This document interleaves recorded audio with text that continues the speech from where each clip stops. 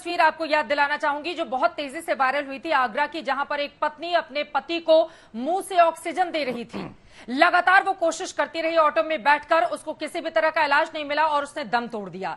एक और तस्वीर सर विचलित करती है, जब अपनी ही गाड़ी पर एम्बुलेंस नहीं मिलता है तो एक बेटा अपने पिता की अर्थी को अपनी ही गाड़ी के ऊपर से जाकर शमशान घाट तक जाता है।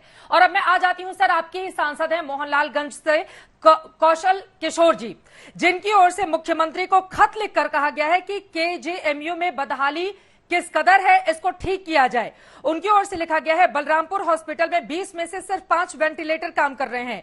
केजीएमयू में आईसीयू बेड खाली है, मरीज मांग रहे हैं, उनको ये मुहैया नहीं हो पा रही, ऑक्सीजन की कमी है। सर ये मैं या कोई मीडिया पर्सन सवाल नहीं खड़े कर रहा, ये आप ही की पार्टी के सांसद हैं जिनके बड़े भाई की जान चली गई है कोरोना के कारण, उनकी ओर से ये सवाल खड़े किए जा रहे हैं। तो क्या है हकीकत, वो झूठ बोल रहे हैं या कौन सच बोल रहा है?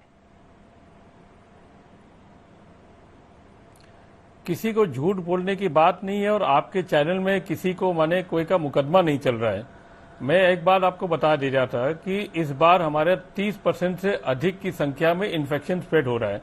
अगर 30% की अधिक में लोगों को इन्फेक्शन हो रहा है, उनको आवश्यकता अचानक एक बैग उनको ऑक्सीजन की अचानक जरूरत पड़ जा रही है, तो उतना ऑक्सीजन आपके पूरे देश में नहीं है, उतना ऑक्सीजन आपके पूरे विश्व में भी नहीं है। और जिस तरह से इन्फेक्शन पूरे विश्व में फैला हुआ है, तो आपको उस पर सोचना चाहिए कि इतना बड़ा इन्फेक्शन के लिए कौन सा देश और कौन सा प्रदेश कितना तैयारी किया था, कि कभी आपको मालूम भी नहीं होगा कि 100 साल 150 साल पहले जब ये इस तरह के इन्फेक्शन आते थे, नए नए वैश्विक महामारी आती थी, तो कम से कम 3-4 लहरों में आता था, जब तो उस समय कुछ भी नहीं था।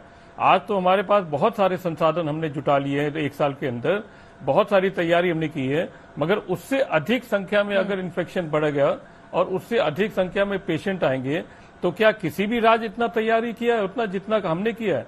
सभी के यहाँ वही सिस्टम है, सभी के यहाँ उतनी तकलीफ हो रही है, सभी के यहाँ उतनी महामारी हो रही है कि कैसे हम उनको ऑक्सीजन दें, कैसे उनको दवाई दें, कैसे उनको हम बेड्स दें, किस अस्पताल में भर्ती करें। ये खाली उत्तर प्रदेश की बात नहीं है, ये पूरे देश की बात है। और पूरे देश को एक वैश्विक महामारी को दूसरे रूप में आपको देखना चाहिए।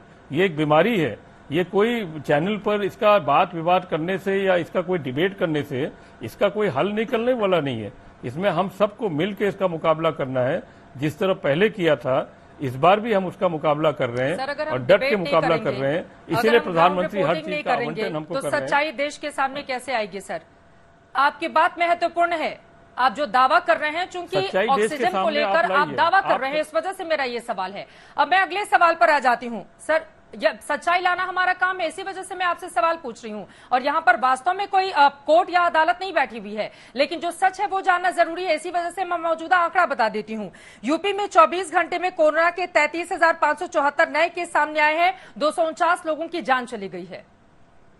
ये स्थिति क्यों हुई सर?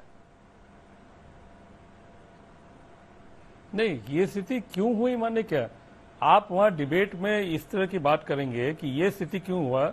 आप तो डॉक्टर है नहीं, किसी डॉक्टर या किसी वैज्ञानिक से पूछिए कि जब एक वैश्विक महामारी होता है तो वैश्विक महामारी के लिए कोई दवाई तो बना नहीं है, वैक्सीन बना है, वैक्सीनेशन चल रही है और वैक्सीन के लिए अलग अलग तरह के कार्यक्रम भी बने हुए हैं।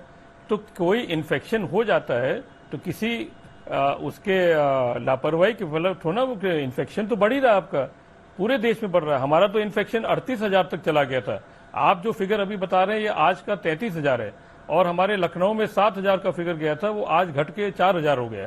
सामान्य तरह से हमारे 75 जनपदों में धीरे धीरे करके इन्फेक्शन हमारा घट रहा है, बहुत कम घट रहा है मगर घट रहा है। तो आप आज की फिगर मत कंपेयर करिए, अभी 4 दिन पहले का मैं आपको बता दे रहा हूं कि 38,000 का फिगर था, आज घट के 33,000 हो गया है। हमारा कंट्रोल काम कर रहा है। हम इन्फेक्शन हम कम से कम 2,40,000 तक हम टेस्टिंग प्रतिदिन करते हैं, 1 लाख टेस्टिंग हम RT-PCR का करते हैं। ऑक्सीजन सिलेंडर जो देश में हर राज्य को आवंटन हुआ है, उतना हमको भी आवंटन हुआ है।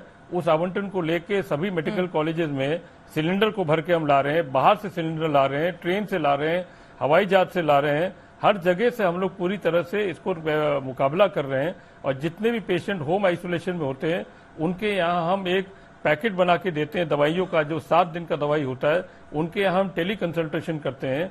कोई उनको दिक्कत होता है तो उनको हम मेडिकल फैसिलिटी देते हैं। ये सारी चीजें हैं और इतने बढ़ते हुए संक्रमण के बाद भी हम इसको पूरा मुकाबला करके इसको हम घटाने की तैयारी में हैं। और ये फिगर आपको खुद बता देगा कि कितना हमारा घट रहा है। चलिए, हम उम्मीद भी यही करते हैं और बहुत जरूरी भी हो जाता है, क्योंकि सबसे बड़ा प्रदेश है, 23 करोड़ से ज्यादा की आबादी है। इस वजह से जो दावे आप कर रहे हैं उसमें कितना दम है, ये तस्वीरें तो सामने आ ही जाएंगी। आपका ये कहना है कि मौजूदा व्यवस्था ऐसी हो चुकी है कि संक्रमितों के आंकड़े को हम जल्दी जल्दी कम कर रहे हैं।